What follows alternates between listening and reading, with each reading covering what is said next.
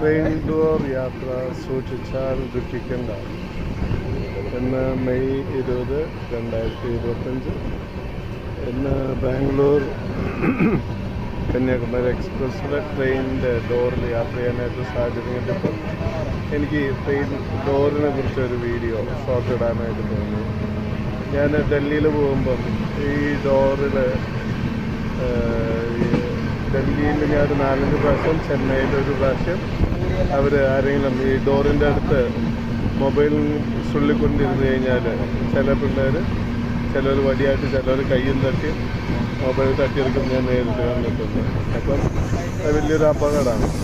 കാരണം നമുക്ക് വീക്ക്നെസ്സായിട്ട് കാണുന്ന ചിലവർ ഓക്കെ. അപ്പം ട്രെയിൻ ഡോറിലുള്ള ഈ മൊബൈൽ ഫുള്ള് ചെറുത്തിൽ നിർത്തുക. ഓക്കെ. രണ്ടാമത് ഈ ഡോറിൽ ഇരുന്നുള്ള യാത്ര ചിലപ്പോൾ നമ്മൾ ഉറങ്ങി വീണ് മരണം കൈവരിക്കാനുള്ള സാധ്യതയുണ്ട്. ഞാനൊരു പ്രാവശ്യം ബാംഗ്ലൂരിൽ തിരിച്ചു വന്നപ്പോൾ ഭയങ്കര തിരക്കായിരുന്നു. ഞാനപ്പം ഡോറിൻ്റെ അടുത്ത് നിന്ന് യാത്ര ചെയ്യുമ്പോൾ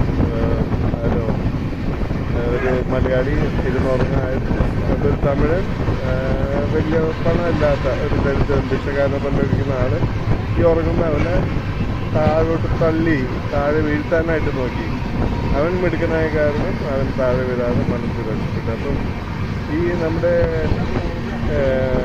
ലഗേജും സ്വർണ്ണമാരൻ മൊബൈലൊക്കെ ആയിട്ട് യാത്ര ചെയ്യുന്നവർ നിങ്ങൾ ഏത് നേരമോ അപകടത്തിൽപ്പെടാം.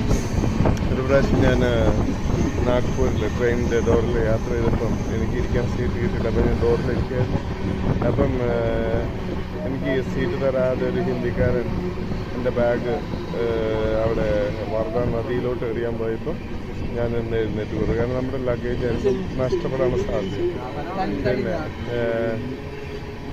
പിന്നെ ഈ നേതാക്കൾ ഇരുന്ന് വിഹരിക്കുന്ന ഒരു സ്ഥലം കൂടിയാണ് ഡോറ് ഒക്കെ. പക്ഷെ അതൊരു അപകടം നടന്നതാണ്. കാരണം ഇങ്ങനെ വിഹരിക്കുന്ന പ്രത്യേകിച്ച് മലയാളികൾക്ക് അതൊരു അസുഖയ്ക്ക് സാധ്യതയുള്ള കാരണം നിങ്ങൾ അപകടപ്പെടുത്താനായിട്ട് മാക്സിമം അവർ നോക്കും.